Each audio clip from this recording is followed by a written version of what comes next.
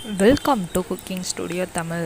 இன்றைக்கி நம்ம சேனலில் குட்டீஸ் அனைவருக்குமே ரொம்பவே விருப்பமான பாஸ்தா, அதுவும் ரொம்பவே கலர்ஃபுல்லாக ரொம்பவே டேஸ்டியாக வெஜிடபிள்ஸ் சேர்த்து இன்றைக்கி நம்ம பண்ண போகிறோங்க. வாங்க இதை எப்படி செய்கிறதுன்னு வீடியோக்குள்ள போய் தெரிஞ்சுக்கலாம்.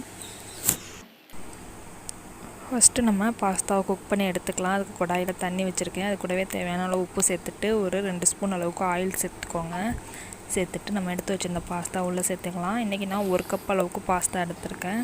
இப்போ பாஸ்தாலாம் நல்லா குக் ஆகிடுச்சு. இதை ட்ரைன் பண்ணிக்கோங்க. இப்போ நம்ம ப்ரிப்ரேஷன் ஸ்டார்ட் பண்ணிக்கலாம். ஒரு கடையில் கொஞ்சமாக ஆயில் ஊற்றிருக்கேங்க. இது கூடவே நான் ஒரு பெரிய வெங்காயத்தை இந்த மாதிரி கட் பண்ணி வச்சுருக்கேன். அதையும் சேர்த்துக்கிறேன். சேர்த்து நல்லா வதக்கிக்கோங்க. வெங்காயம் இந்த அளவு வதங்கினதுக்கப்புறமா இது கூடவே இஞ்சி பூண்டு பேஸ்ட்டு சேர்த்துக்கோங்க. இஞ்சி பூண்டு பேஸ்ட்டோட ராஸ்மல் போகிற அளவு நல்லா இந்த எண்ணெயிலே வதக்கிடுங்க. அடுத்ததாக இது கூடவே நான் 2 தக்காளி சேர்த்துக்கிறேன். இதுக்கு தக்காளி கொஞ்சம் கூட சேர்த்துக்கோங்க, அப்போ தான் நல்லாயிருக்கும். இந்த தக்காளி வதங்கிறதுக்காக கொஞ்சமாக உப்பு சேர்த்துக்கலாம். இப்போ நான் உப்பு கொஞ்சமாக தாங்க சேர்க்குறேன், பார்த்துட்டு நம்ம கடைசியாக சேர்த்துக்கலாம். தக்காளியெல்லாம் நல்லா மசிஞ்சு வதங்கணும். நல்லா வதங்கிடுச்சு. அடுத்ததாக மசாலாத்தூள் சேர்த்துக்கிறேன். ஒரு 2 பிஞ்ச் அளவுக்கு கரம் மசாலாத்தூள் சேர்த்துக்கிறேன். அடுத்ததாக காரத்துக்காக மிளகாய் தூள் சேர்த்துக்கிறேன். உங்களுக்கு எவ்வளோ காரம் வேணுமோ அந்தளவு சேர்த்துக்கோங்க. நான் ஒரு ஸ்பூன் அளவுக்கு சேர்த்துருக்கேன். இதையும் சேர்த்துட்டு நல்லா அந்த எண்ணெயிலே வதக்கி விட்டுருங்க. அடுத்ததாக இது கூட நம்ம வெஜிடபிள்ஸ்லாம் சேர்த்துக்கலாம்.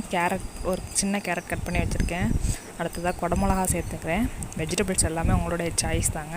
இன்றைக்கி நான் 2 வெஜிடபிள் தான் சேர்க்குறேன். உங்களுக்கு விருப்பம் இருந்தால் ஸ்வீட் கார்ன், பீன்ஸ் எது வேணாலும் சேர்த்துக்கலாம். டக்குன்னு குயிக்காக வேகக்கூடிய ஐட்டமாக இருக்கணும்.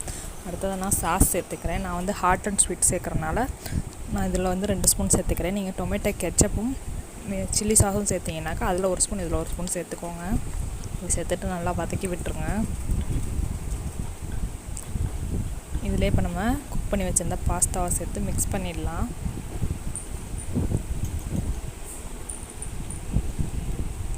சேர்த்துட்டு நம்ம சேர்த்த வெங்காயம், தக்காளி, சாஸ் எல்லாமே இந்த பாஸ்தா கூட நல்லா மிக்ஸ் ஆகணும். அந்தளவு நல்லா மிக்ஸ் பண்ணிவிடுங்க.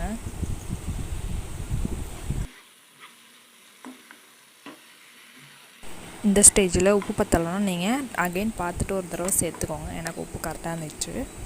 இது எல்லாத்தையும் நல்லா மிக்ஸ் பண்ணியாச்சுங்க. கடைசியாக நம்ம கொத்தமல்லி தழை தூவி இறக்குனாக்கா சூப்பரான பாஸ்தா, வெஜ் பாஸ்தா ரெடி ஆகிடுச்சு.